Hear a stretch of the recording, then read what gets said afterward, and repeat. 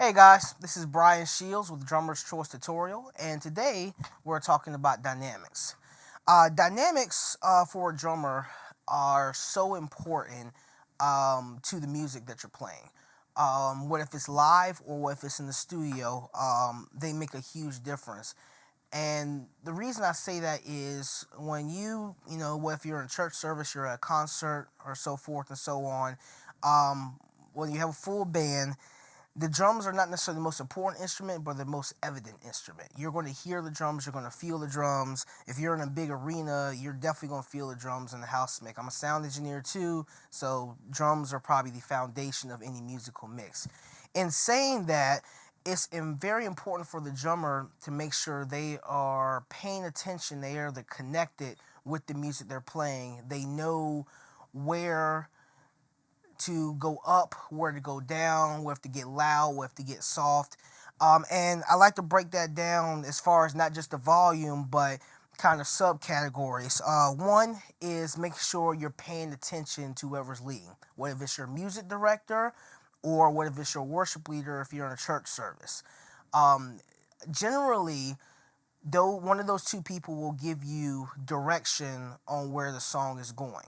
Now, there could be some exceptions to the rule. You might be playing with a loop or a stem, a track, something along those range where the dynamic changes are automatic and it's just up to you to follow them.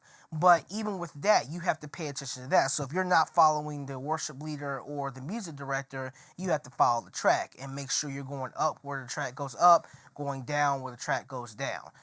It's very important because if you don't, if the rest of the band is following something and you're not, it's very hard and it's a very obvious when the drummer and the band are out of sync. So if the drummer's up here playing high up here and everybody else is trying to drop down, if you're in a worship service, it can ruin the mode of worship. If you're in a secular environment, it can make the artist look bad.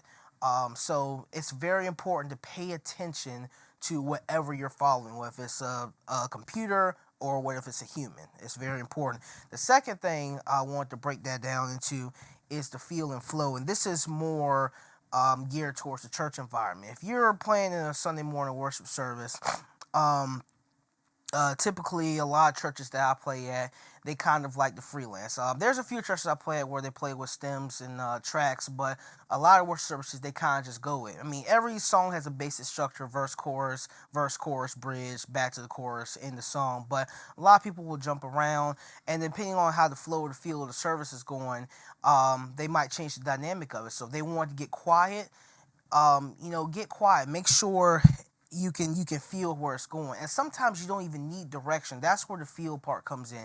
You can feel where the band is going. You can feel where the worship leader or the singer is going. You can hear it in their voice. You can hear the other instruments. If your lead instrument is a piano or a guitar, you can feel where they're going without them giving direction. And sometimes that comes some with chemistry, and but it also comes with musicianship as well. I go to a lot of guest churches and play there, and one thing I'm always, cognizant of is paying attention, not only paying attention to the worship leader, but also feeling the music out. You have different type of musicians, different styles, different lead instruments, but the concept is still the same. Make sure you're paying attention to whoever's leading, and make sure you're feeling where the music is going. So today I'm going to be giving a couple of examples of that. I have a more upbeat worship song playing. I'm gonna have a more slower worship song I'm gonna play, and then I'll finish it out with a performance track that has a lot of up and down dynamics throughout the song that you can listen to and you can hear. So we'll go ahead and get started with the first track. It's a song that everybody knows, which is "Lord, You Are Good." So we'll get ready to start with that now.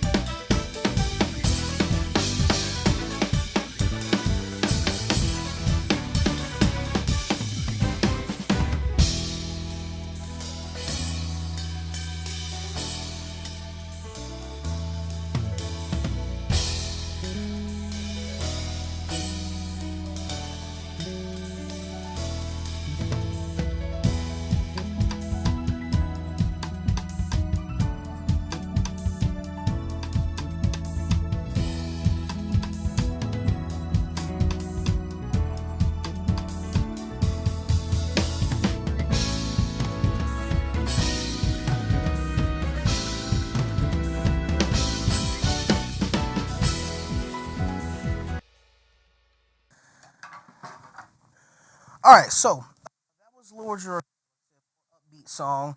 I did that to show some of the dynamic changes you can do on an upbeat song. You think, it's an upbeat song, a fast song, you're loud all the time, everybody's jumping, trying to get the energy going. I get it. But even with that, there are dynamic changes because you don't want to play a song where it sounds like it's even keeled all the way through. If there are no what I call hills and valleys in the song, there's no feel to the song. So yeah, it might have a groove, 4 on the floor groove like that, but if there's it adds so much to the song musically. So I wanted to play that as an example to show the differences between playing the verse.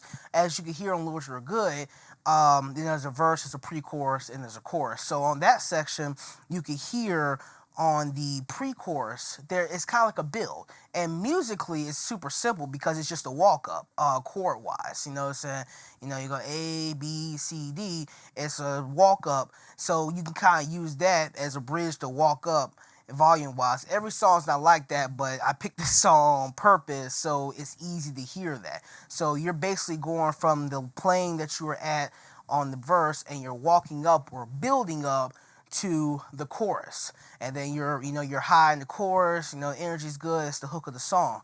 And then I also went into the bridge to show that there's a dynamic change there as well.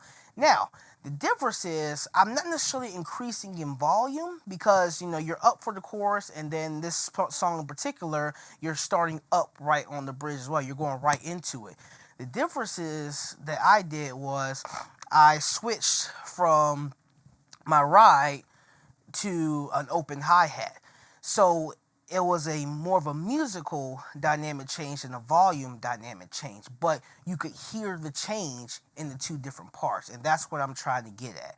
So you might not change it, play louder or softer when you're going from one big part or one big section to another big section, but you can do different things. Switch from the ride to the hi-hat, or vice versa. Switch from the hi-hat to the ride, or maybe even ride on a crash. If you have like a trashy cymbal like an ozone or a chime or something like that, you can switch to that. But just something to give a slight dynamic change to where you're going. So like I said, once again, it doesn't sound like it's the same thing throughout.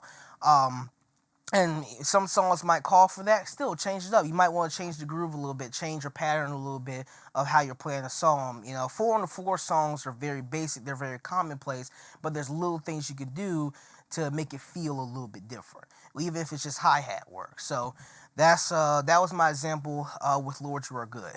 The next song I want to go into is Moving Forward. It's a slower song, and I want to highlight the dynamic changes in that because they're a little bit different. In slower songs, you typically have lower lows, and then you have bigger highs, and you have more building points in slower songs as well. So that's what I'm going to highlight in Moving Forward and show you some dynamics in that. So here we go with that.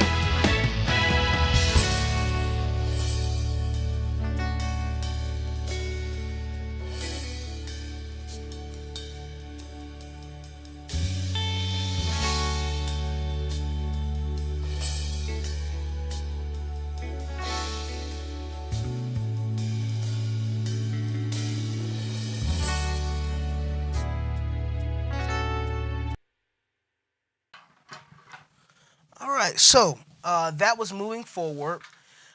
And you can definitely tell a difference between moving forward and Lords Are Good as far as dynamics go. The dynamic changes were different, but there's actually more dynamic changes in the clip of moving forward versus the clip that I played of Lords Are Good. And I'll kind of walk through so you can see what I'm talking about. Starting with moving forward, I started with the verse. Staying low. I stayed on the rim hi hat. Very simple kick pattern. Just to keep the rhythm of the song going for the singers. It's something for the band to follow along to. Nothing big. Only at the end of the verse, I kind of do a little build into that break right when you go into the first part of the chorus. So there's that break, and then when I come back in, I'm automatically in. I'm on the ride, I'm on the snare, just staying simple, still staying simple, a little bit louder on the snare. That's a dynamic change right there. It changes the feel of what you're playing versus what I play on the verse. Then we come up a little bit more. On this clip, I picked it in particular because they actually repeat the chorus.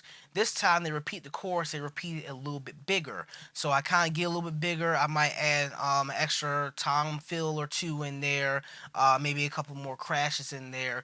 Just a little bit enough to change. Say we're getting a little bit bigger, I might play a little bit louder. And that builds into a big bridge. Moving forward in this particular version, they go into a big bridge. And once they get there, they stay big throughout the bridge. So I get there, and then when you first go into the bridge, you can't hear it necessarily unless you know the lyrics, but there's an instrumental part before they actually start singing again. So you're playing big, you're kind of leading the charge into the next portion of the song, which is the big bridge. You make all things new, so forth and so on. So staying big there, and then I'm gonna stay there. I'm playing louder, of course. I switch from the ride over to the hi hat, playing the open hi hat, and I'm staying there, playing there. Now, if you pay attention, you'll notice there's also one more dynamic change in the bridge itself, where I believe it's the last 4 to 8 bars. They build even higher. So I kind of change again there. I don't necessarily get louder in this one, but I change the dynamic where I'll switch back to the ride, but I'll go to a 4 on the floor on the kick. And then play a few more times in there to signify that portion of the song, because that's a bigger bridge, and they're building and building there, and then that's kind of like the climax of the bridge, so to speak. And then finally at the end, they drop off. I'm completely out. At that point, it's kind of like a Selah moment, like they call it. You kind of resting, a few cymbals, a few hits on the ride, very enough for the rest of the music, the strings and the keys and everything else to kind of fill that gap. There's very little that's needed from me on that point. So you can see the dynamic changes that are so important in that song. And because that's a worship song, you never know where the worship leader could go with that, especially if they're Holy Spirit through that. So once again, going back to feel and paying attention, because not only feeling where the band is going, but paying attention where the worship leader or the music director might want to go from there. So finally, to cap it off, I'm just going to do a whole performance track. There are different rhythms and dynamic changes through this track, so I'm just going to kind of play through this, and you can listen to it and hear the different dynamic changes that I add in there, and see if you can find them, see if you can identify them. It's kind of a combination of both the songs I played earlier, so you can listen to that, and I hope you enjoy that.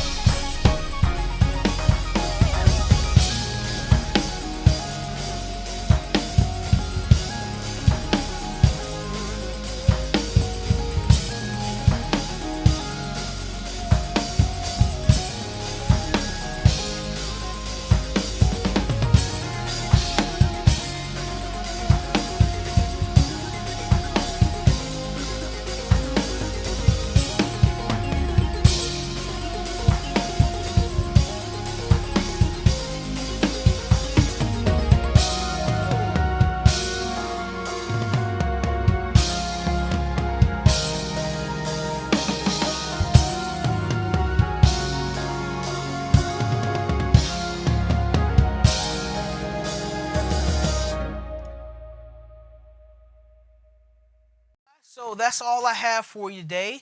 I really hope you enjoy today's video. I'm hoping and that you were able to take something away from today's tip on dynamics, and hopefully that'll aid you in your playing. Like I said, well, if you play in the church, if you play outside of the church, that you could take something away from that. Dynamics are definitely a big part of musicianship. Thank you again. Please like and subscribe to Drummer's Choice Tutorial. We generally try to get videos up every couple of weeks, so definitely stay tuned. Turn on the alerts so you get alerted when the videos come on, and we'll go from there. Until then, once again, my name is Brian Shields. You guys have a great one.